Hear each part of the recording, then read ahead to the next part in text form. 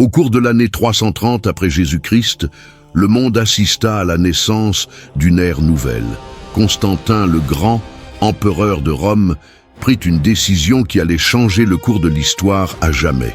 Il tourna son regard vers l'Orient et y vit l'avenir. Le cœur de l'Empire, qui pendant des siècles avait battu sur les collines de Rome, serait transféré vers une cité qui n'existait pas encore, mais qui bientôt deviendrait le centre de tout. Rome, la ville éternelle, vieillissait. Ses rues ne pouvaient plus contenir la grandeur que l'Empire exigeait. Les menaces barbares se rapprochaient toujours davantage de ses frontières occidentales. Constantin comprit que le salut se trouvait à l'Orient, là où le commerce prospérait, où les routes de la soie apportaient des richesses inimaginables et où la position stratégique entre deux continents garantirait un pouvoir absolu.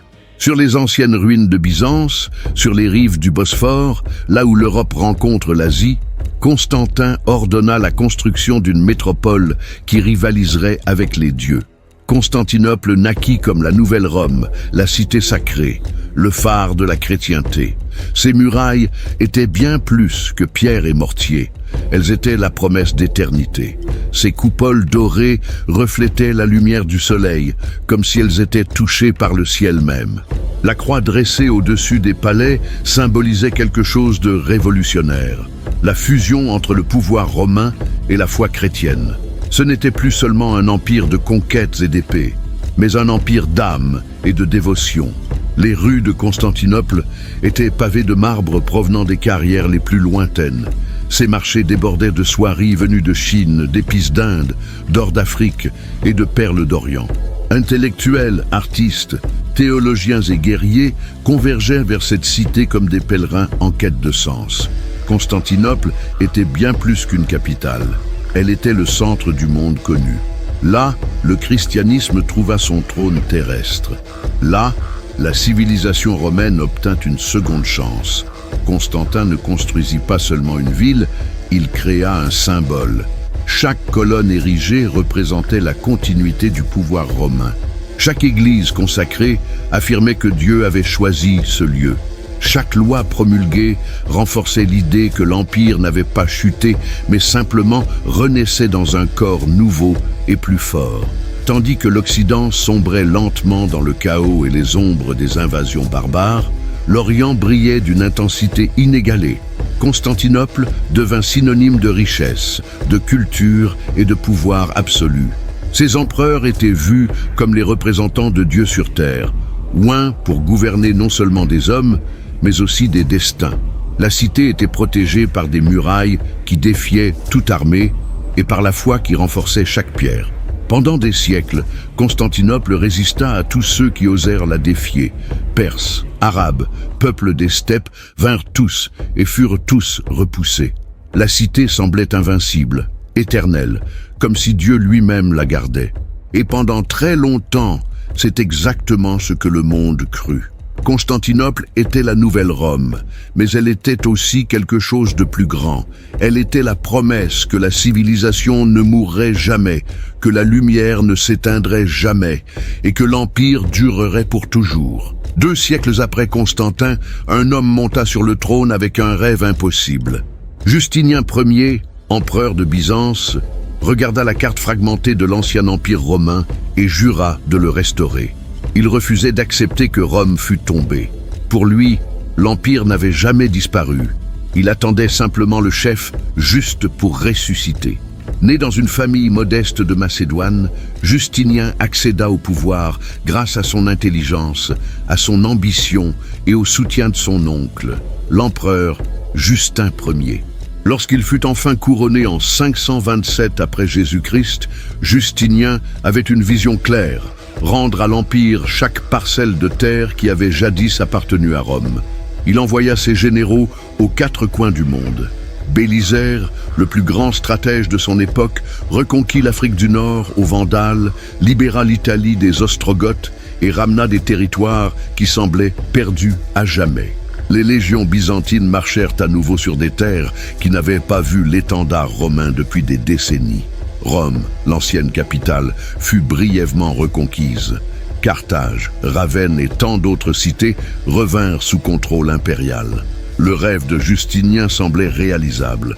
Mais Justinien n'était pas seulement un conquérant, c'était aussi un bâtisseur de rêves.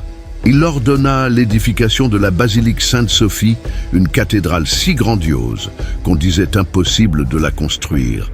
10 000 ouvriers furent mobilisés.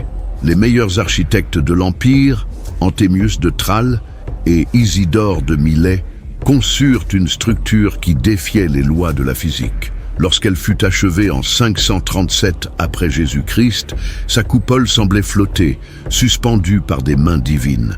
Justinien, en la contemplant, aurait dit qu'il avait surpassé Salomon lui-même. Sainte-Sophie devint le symbole suprême de l'Empire, un témoignage en pierre et en or de la grandeur byzantine. Mais la gloire a un prix. En 532 après Jésus-Christ, avant même que Sainte-Sophie ne fût achevée, Constantinople brûla. La révolte de Nika éclata dans les rues. Alimentée par le mécontentement, les rivalités politiques entre les factions de l'hippodrome et la colère populaire contre les impôts exorbitants. Les factions rivales, les Bleus et les Verts, s'unirent contre l'empereur dans un événement rare et dévastateur. Des milliers périrent. L'hippodrome, cœur social de la cité, se transforma en abattoir. Des bâtiments furent incendiés, y compris l'ancienne église Sainte-Sophie qui serait reconstruite par Justinien. La ville plongea dans le chaos absolu. Justinien songea presque à fuir. Ses conseillers préparaient déjà des navires pour l'évacuation. Mais son épouse Théodora, ancienne actrice d'origine modeste devenue impératrice, l'arrêta avec des paroles d'acier, affirmant qu'elle préférait mourir impératrice plutôt que vivre en exil, et que la pourpre impériale était le plus beau linceul. Renforcé par ces mots, Justinien écrasa la révolte avec une brutalité implacable. Bélisaire mena des troupes fidèles à l'hippodrome et massacra plus de 30 000 rebelles en une seule nuit. Le sang coula sur les gradins. La cité tomba dans le silence. Mais Constantinople n'oublia jamais le sang versé. Puis, comme si les cieux punissaient son ambition, la peste arriva. La peste de Justinien, probablement bubonique, balaya l'Empire comme un ange de la mort à partir de 541 après Jésus-Christ. Des millions périrent. Des cités entières furent abandonnées. Les champs restèrent en friche. Le commerce s'arrêta.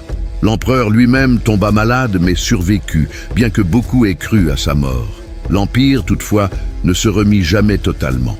Les conquêtes coûtèrent cher en or et en sang. Les révoltes laissèrent des cicatrices profondes dans l'âme de la cité, et la peste épuisa la force vitale de Byzance. Justinien mourut en 565 après Jésus-Christ, laissant un héritage complexe mêlant gloire et cendres, conquête brillante et tragédie dévastatrice. Constantinople était bien plus qu'une cité, c'était une forteresse.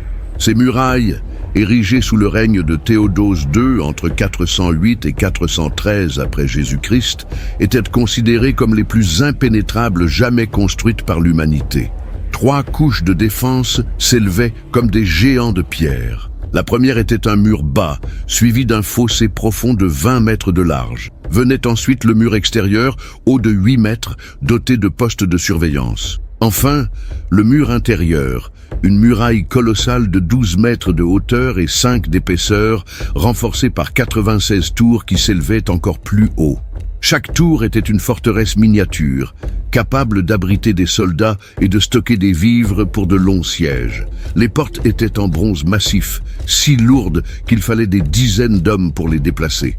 Le système défensif était un labyrinthe élaboré de passages, de ponts-levis et de chambres secrètes. Attaquer Constantinople, ce n'était pas seulement affronter des soldats, c'était affronter l'architecture même de la cité, conçue pour écraser les envahisseurs.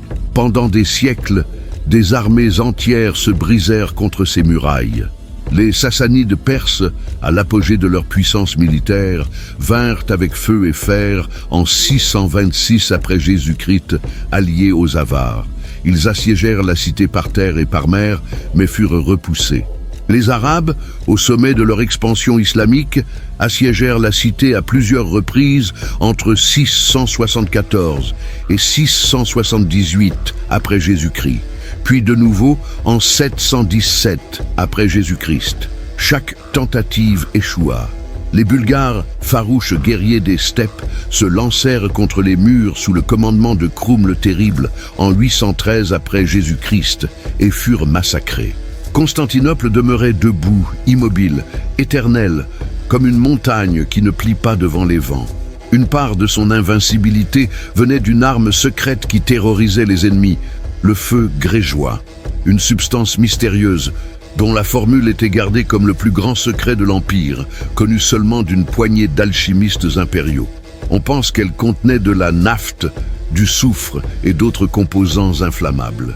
Lorsqu'elle était projetée sur les eaux à travers des siphons installés sur les navires byzantins, le feu grégeois brûlait sans cesse, impossible à éteindre à l'eau, transformant les navires ennemis en bûchers flottants.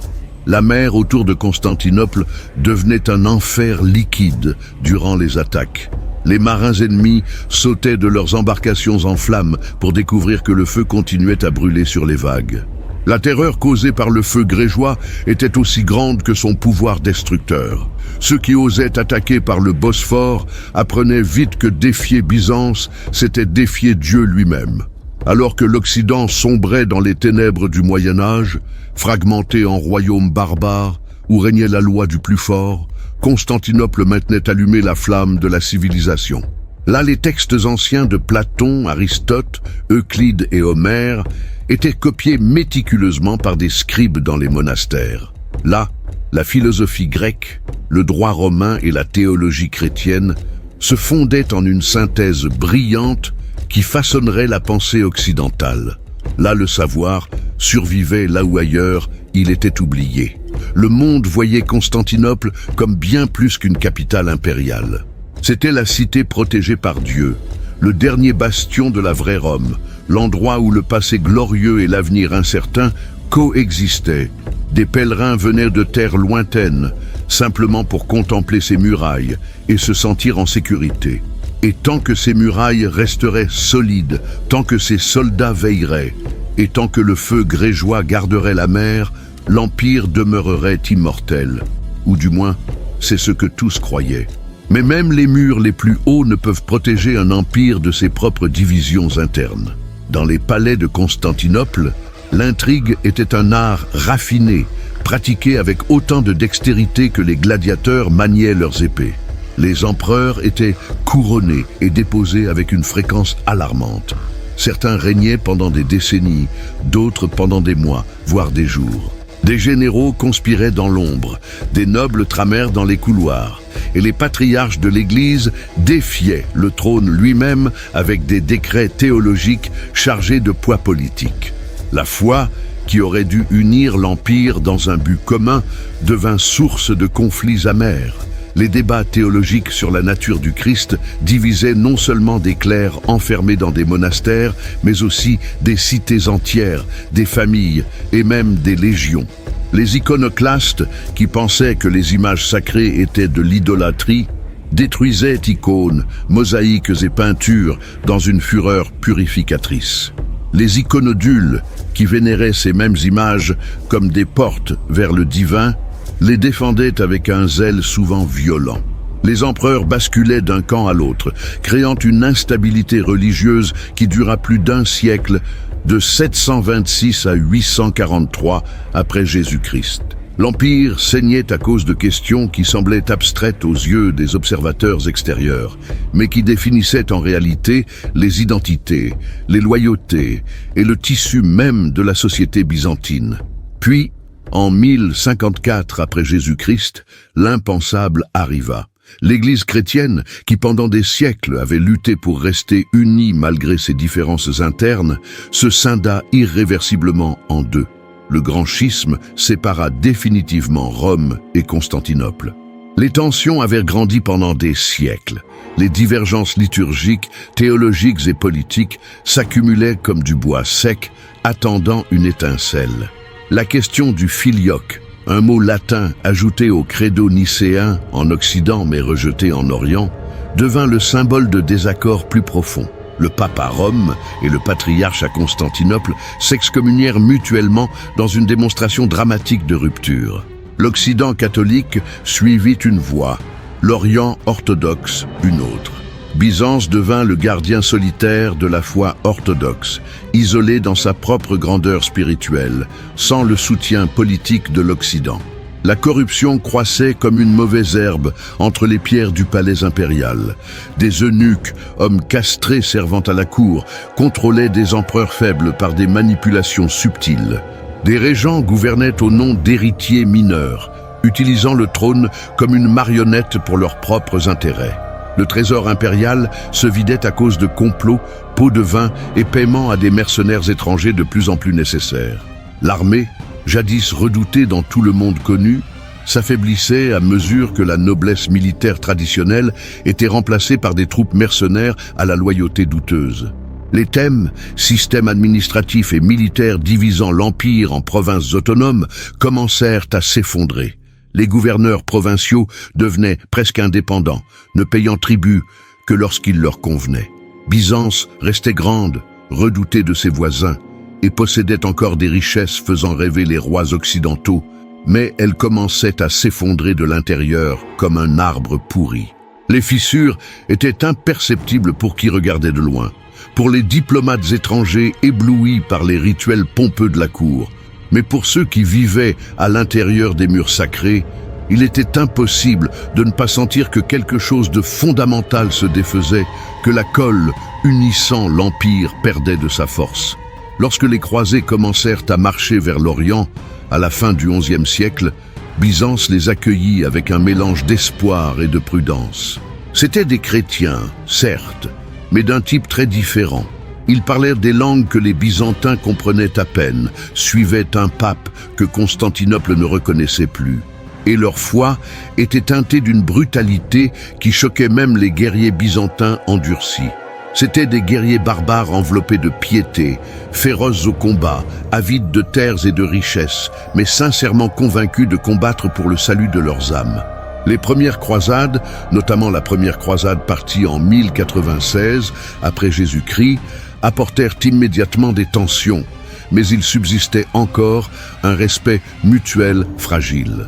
Les croisés devaient traverser le territoire byzantin pour atteindre la Terre Sainte, et Byzance avait désespérément besoin d'alliés contre les Turcs seldjoukides, qui avaient conquis une grande partie de l'Anatolie après la défaite byzantine désastreuse de Manzikert en 1071 après Jésus-Christ. L'empereur Alexis Ier Comnène négocia avec les chefs croisés, leur fournit vivres et guides, mais exigea aussi des serments de loyauté. Toutefois, ce respect ne dura guère. Venise, la république marchande rusée et implacable, vit en Constantinople non un allié chrétien à protéger, mais une proie riche à exploiter. Les Vénitiens avaient obtenu des privilèges commerciaux extraordinaires à Byzance, monopolisant presque entièrement le commerce maritime impérial, mais ils en voulaient davantage. Ils souhaitaient éliminer la concurrence de Gênes et de Pise, contrôler totalement les routes commerciales et savaient qu'un Byzance affaibli servirait mieux leurs intérêts. En 1204 après Jésus-Christ, la quatrième croisade fut détournée de son objectif initial par une conspiration vénitienne. Elle aurait dû marcher contre l'Égypte musulmane, mais les croisés étaient endettés envers Venise pour le transport naval. Le doge Enrico Dandolo, aveugle mais stratège brillant âgé de plus de 90 ans, proposa un pacte diabolique. Aidez Venise à conquérir Constantinople et vos dettes seront effacées, en plus de recevoir une part du butin. Ils ne marchèrent pas contre les musulmans, mais contre Constantinople elle-même, la plus grande cité chrétienne du monde. Les croisés, endettés, affamés de richesses et convaincus par de faux arguments politiques sur la restauration d'un empereur déposé, assiégèrent la cité qui aurait dû être leur allié. Ce qui suivit fut l'une des plus grandes trahisons de l'histoire de la chrétienté. Constantinople, la cité invincible qui avait résisté aux Perses et aux Arabes pendant des siècles, tomba non devant des infidèles, mais devant des chrétiens occidentaux. Le sac fut brutal, au-delà de l'imagination. Pendant 3 jours, les croisés pillèrent sans pitié. Les églises furent profanées, leurs autels brisés à la recherche d'or. Des reliques sacrées, dont des fragments de la vraie croix et la couronne d'épines du Christ, furent volés et vendus. Des trésors accumulés pendant 900 ans furent emportés vers Venise et d'autres royaumes occidentaux. La basilique Sainte-Sophie, symbole suprême de la foi orthodoxe et chef-d'œuvre de Justinien, fut pillée sans aucune compassion. Même des chevaux furent conduits à l'intérieur de l'église, profanant le sol sacré. Les célèbres chevaux de bronze, qui ornent aujourd'hui la basilique Saint-Marc à Venise, furent arrachés de l'hippodrome de Constantinople. Des femmes furent violées, y compris des religieuses arrachées de leur couvent. Des hommes furent tués pour avoir résisté ou simplement pour se trouver au mauvais endroit. Des trésors artistiques et littéraires inestimables furent détruits par des hommes incapables d'en comprendre la valeur. La cité plongea dans un cauchemar de 3 jours qui laisserait des cicatrices permanentes. L'Empire byzantin se fragmenta complètement. De petits royaumes émergèrent des ruines comme l'Empire de Nicée, le despotat d'Épire et l'Empire de Trébizonde, chacun prétendant être le véritable héritier de Byzance. Un empire latin fut établi à Constantinople par les croisés, mais il était faible et haï par la population grecque. Le cœur de l'empire avait été arraché violemment. Constantinople ne se remit jamais totalement de 1204. La blessure était trop profonde, la trahison trop grande, et le monde occidental, qui aurait dû être un allié dans la foi chrétienne, était devenu le bourreau le plus cruel. En 1261 après Jésus-Christ, 57 ans après le sac dévastateur, Constantinople fut reconquise. Michel VIIIe Paléologue, empereur de l'Empire de Nicée, l'État successeur byzantin le plus puissant, mena ses troupes de retour vers la capitale sacrée. Ce fut presque un miracle. Les soldats trouvèrent une porte mal gardée, entrèrent silencieusement pendant la nuit et avant l'aube, la cité était de nouveau aux mains des Grecs. Les Latins furent expulsés, beaucoup s'enfuirent par la mer et les Vénitiens perdirent leurs privilèges exorbitants.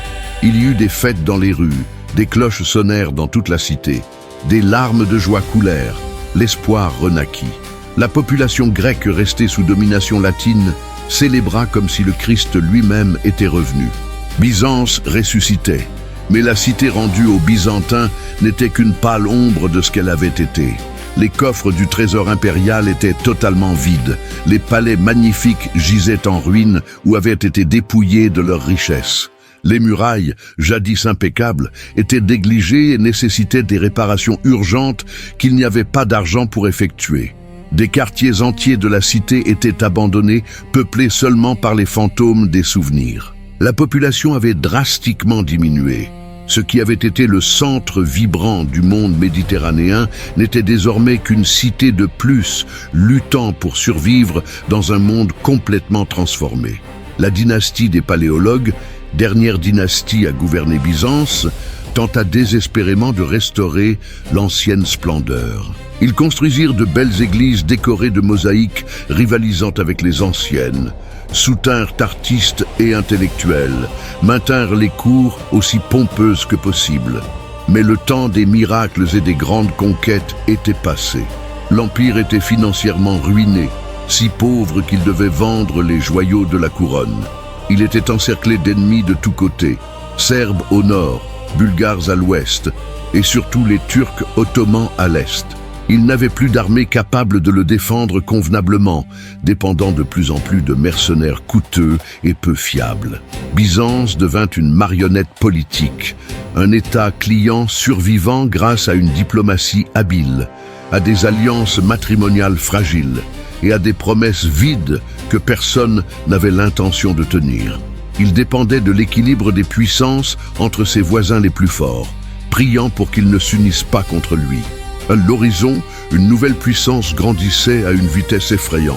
Les Turcs ottomans, tribus nomades, établis en Anatolie, s'étaient unis sous des chefs ambitieux et capables.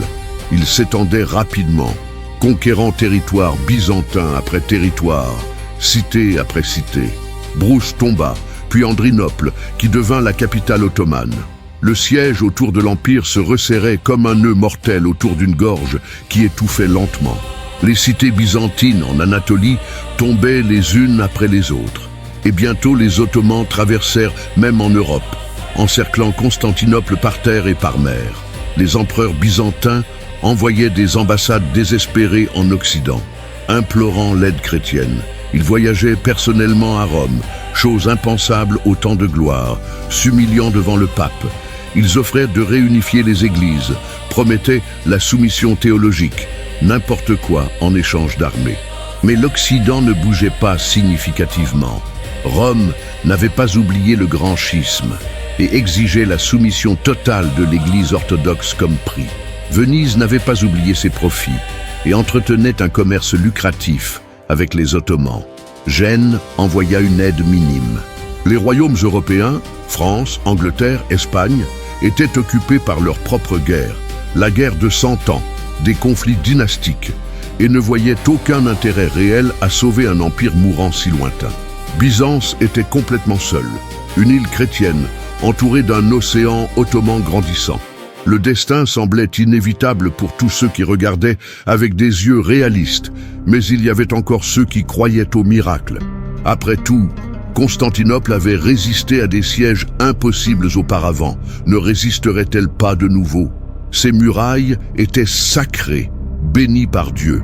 Mais le temps des miracles était véritablement révolu, et le XVe siècle allait être témoin de la fin. Au printemps de 1453 après Jésus-Christ, les tambours de guerre résonnèrent dans les plaines autour de Constantinople, avec un son semblant venir de l'enfer même. Mehmed II, sultan des Ottomans, n'avait que 21 ans, mais il menait une armée de 80 000 hommes disciplinés jusqu'au mur sacré. Il était jeune, extraordinairement ambitieux et déterminé à conquérir ce que tant de sultans avant lui avaient échoué à prendre. Mehmed avait étudié l'histoire. Il savait que Constantinople avait résisté à 23 sièges au cours des siècles. Mais il croyait que son heure était venue. Il apporta quelque chose qui allait changer la guerre pour toujours, l'artillerie de siège. L'ingénieur hongrois Orban construisit pour lui des canons gigantesques, dont un monstre de bronze de 8 mètres capable de lancer des projectiles de 600 kg. À l'intérieur de la cité, la situation était désespérée. Il ne restait qu'environ 7000 défenseurs capables de combattre, incluant des soldats byzantins, des civils volontaires et quelques mercenaires génois menés par Giovanni Giustiniani.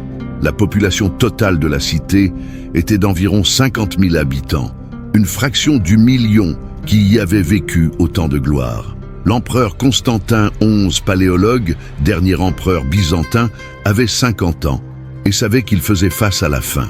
Il reçut des offres de Mehmed pour livrer la cité en échange de sa vie et de sa liberté, mais les refusa toutes catégoriquement.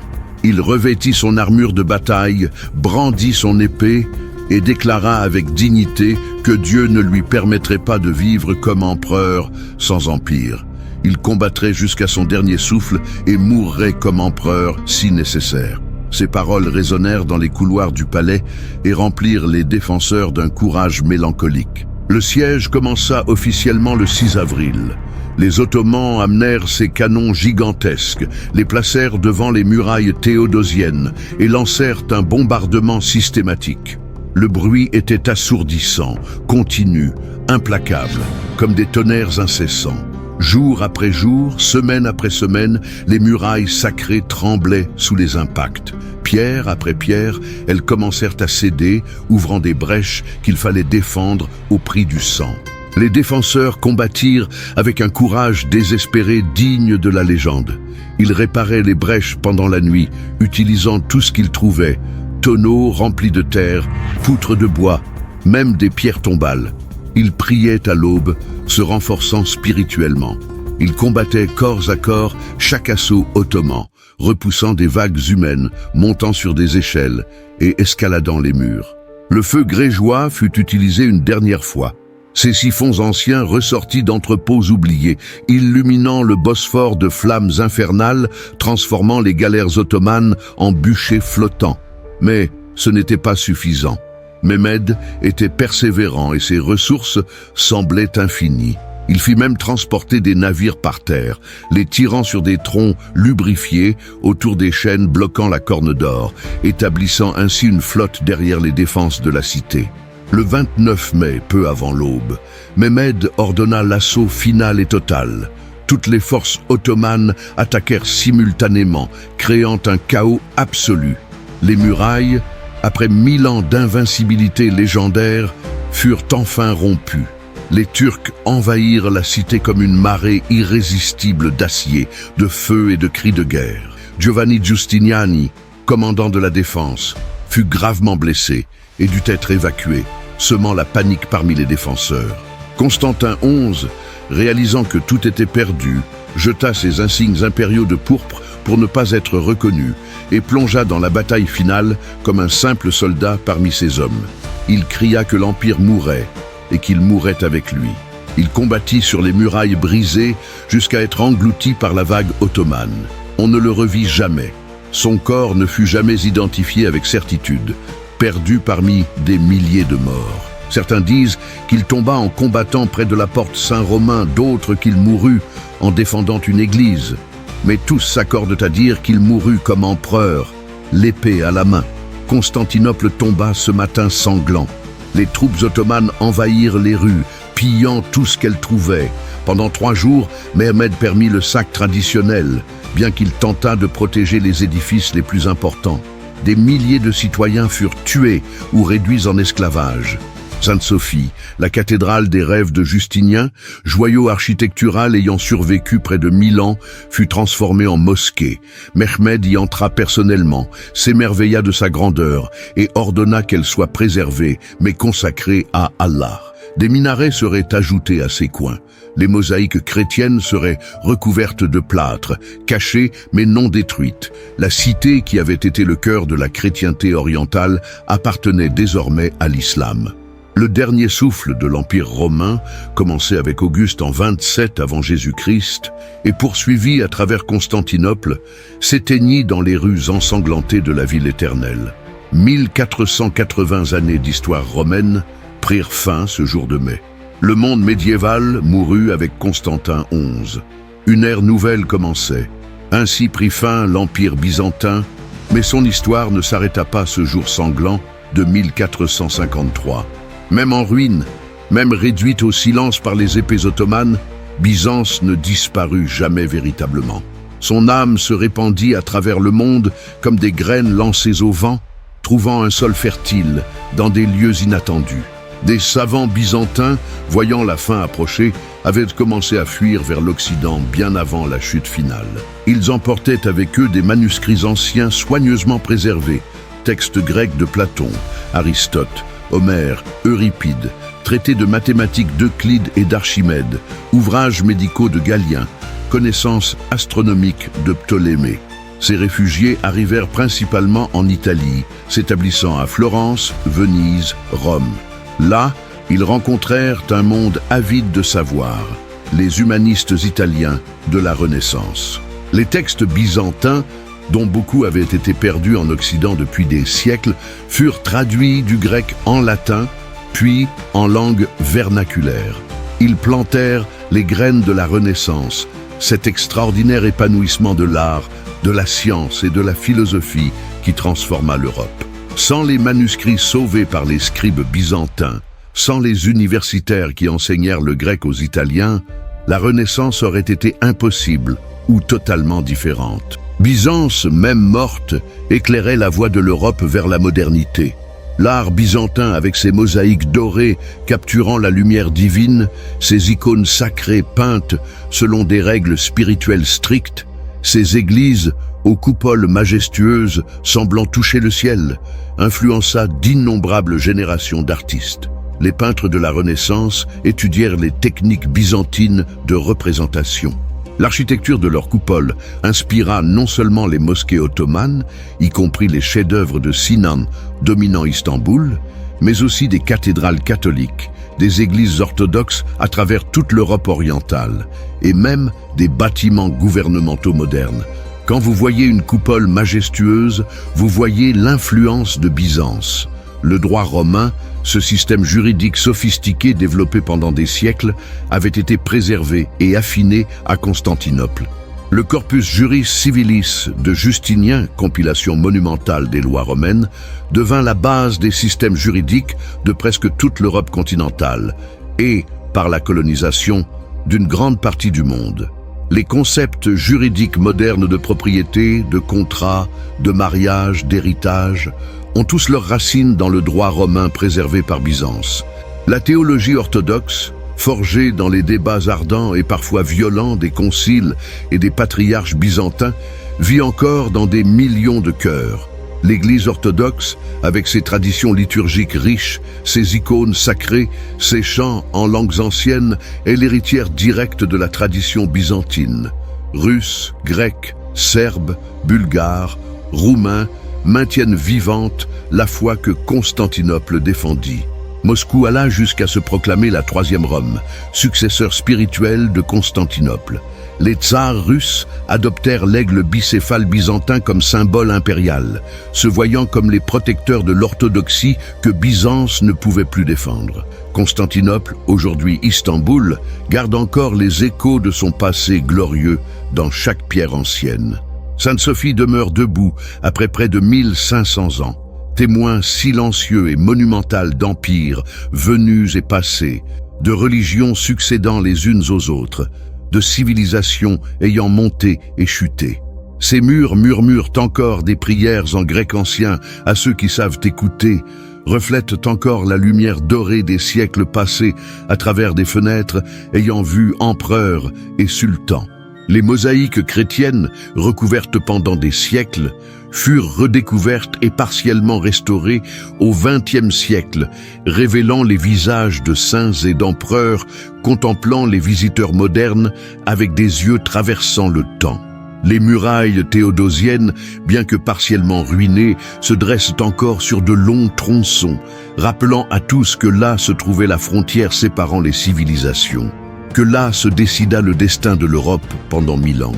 L'Empire romain d'Orient survécut plus de 1000 ans après la chute de Rome, affronta des invasions perses, arabes, bulgares, seldjoukides et finalement ottomanes.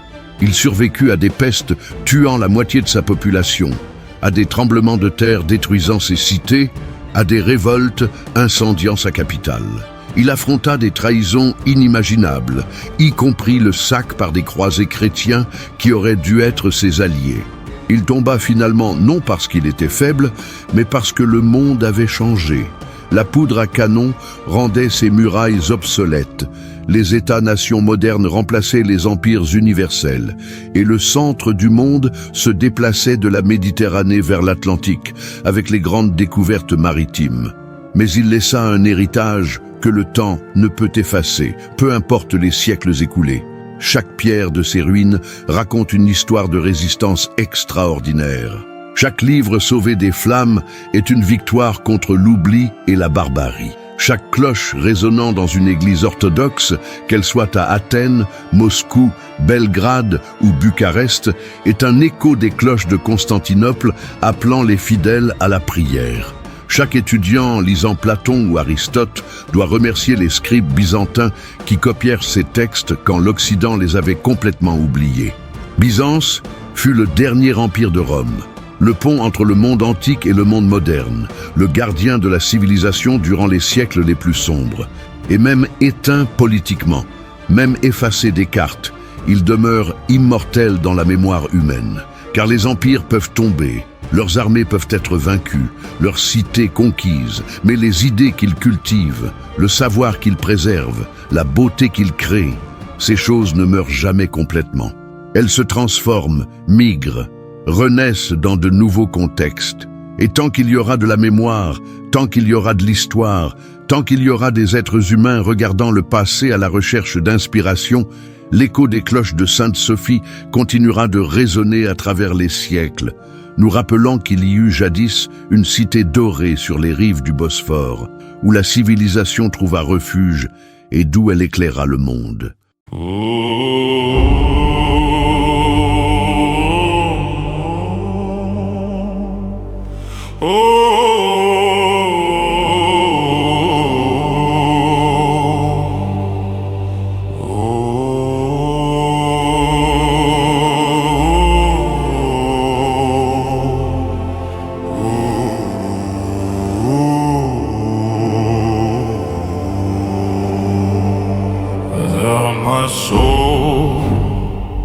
In sacred ground, But my ghost still walks without a sound.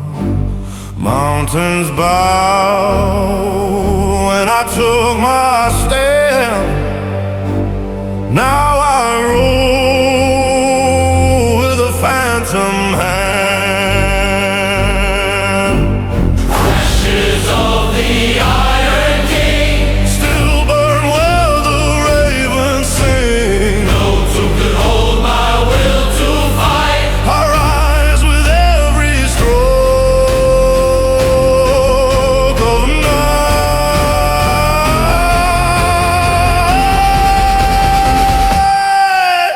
My armor's rust, my eyes are cold. I trade in fate, I deal in soul. Live on one, I make it wrong. Long after kingdoms are no more.